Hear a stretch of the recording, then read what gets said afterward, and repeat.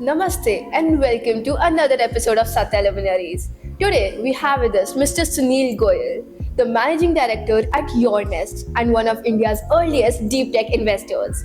He is a pioneer in seed stage investing and has backed several successful ventures. Welcome, sir. It's an honor to have you. It's a pleasure to be at your school today. Thank you, sir. So, my first question to you would be that we all know that you made a dynamic shift from the corporate world into the void of startups. So, was there any experience or movement at Dabur or Bharti that planted the seed for Your Nest? The seed was planted when I was your age. I was 17 years old in my 11th standard, and in one of the weekend class, a professor of economics walks in and asks us a question, and this is 1984, asks us a question as to if you have to worship a profession, what it could be. And we would have given the same noble answers. And this professor says, entrepreneur. So what the hell is this? Okay. And says he's a job creator, he's an innovator, he's the person who can bring the economic growth. From that moment, I've just trained myself to be able to be with the entrepreneurs, and that enabled me to have the journey of Your Nest being conceptualized in 2010. So, this was your childhood dream? It kind of became a childhood aspiration. What an amazing journey, sir. My next question is that from your viewpoint, what is still missing or what are the challenges in these ventures? See, if I be very specific to India, the product knowledge, the product roadmap, the product conceptualization, the technological skill set is amazing. The channelizing of that technological knowledge, supplementing it with all other spheres of business is sometimes missing. How do you sell that product? How do you story tell? How do you connect with the customers and that connection is a very emotional bond and a connection that is required for you to be able to sell your product or so. How do you hire finest talent to work with you? The dream cannot be realized just by your own. You need to have the finest talent work with you across 15, 20 functions that are required for the business to be there. That appreciation for everybody's role. The role of a CTO or a chief product officer is equivalent to the role of a chief financial officer or of any other function. So they need to be treated as equal children which are leading each function. So that appreciation, if that starts coming in, I believe the entrepreneurial skill sets will multiply many folds in India. So, sir, while researching about Your Nest, we also got to know about your vision on having Your Nest office on Mars. So, is that a symbolic aspiration or a long-term goal for Your Nest? This defines the belief at Your Nest. 2016, 3 partners sitting in a room deliberating as to how do we see ourselves 10, 15 years down the line. And while deliberating, thinking that what are the possibilities in the world and what seems impossible at this particular point in time. At that point in time, this was kind of a very impossible stuff. So we said, we would like to expand and we would like to reimagine that we have an office out there from where new innovations will come in. Today, we have supported a company which is built India's most powerful quantum computer. We have supported a company which is going to be making world's first fully reusable space rocket. So if these things are happening, someday we will be able to maybe symbolically otherwise reach Mars.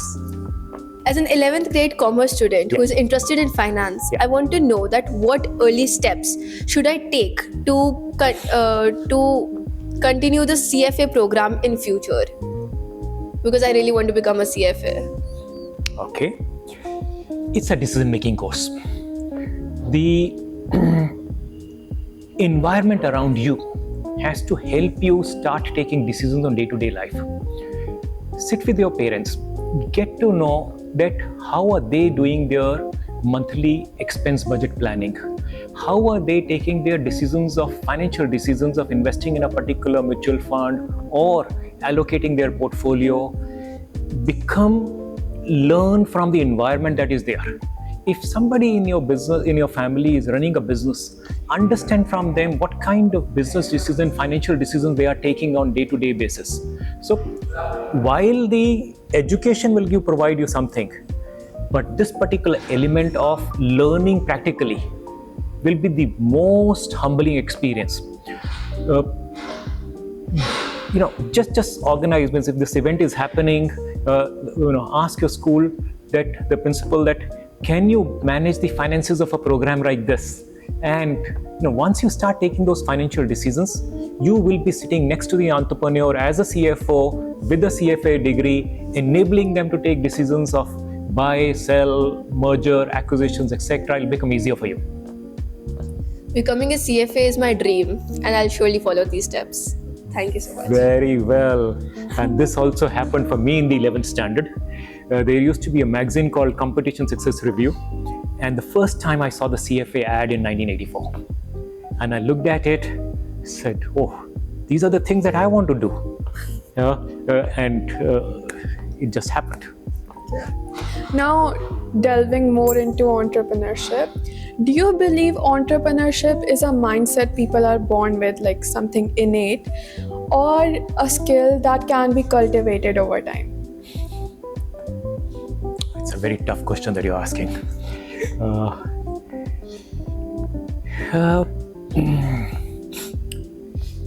Entrepreneurship is a very tough journey. Extremely, you need to have so much of resilience as an individual. Sometimes the incidents in your childhood enable you to become very, very strong emotionally. Otherwise, entrepreneurship is about networking, analytical abilities, working with the finest of minds, most creative minds. I read a report as to, there was some 700 plus CEOs interviewed, and from some 400 plus companies, and the result came in that the best CEOs were the ones who were using left hands. Okay, one of the characteristics was the left hand, and this was Bill Gates, Mark Zuckerberg, as well as Steve Jobs. Now, why these people were so unique to be able to lead such large companies? The one key element out there was they were able to work with the most creative people, and second, they were able to work with most diverse set of cultural people. Now, imagine what it needs to be an entrepreneur. So these are the elements that need to be there. So how do you pick them up? Some in early lives, some as you grow. Yes, these traits can be built, but the mental model has to be extremely strong. You have shared your interest in playing golf and entrepreneurship.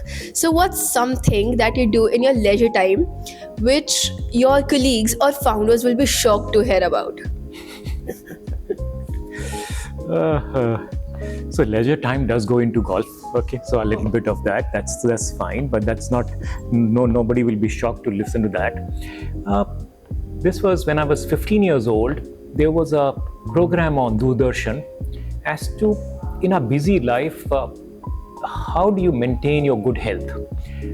And Dhirendra Brahmachari ji was interviewed by Narottam Puri, and he said, 15 minutes of this particular exercise routine, if you do, you will be healthier always.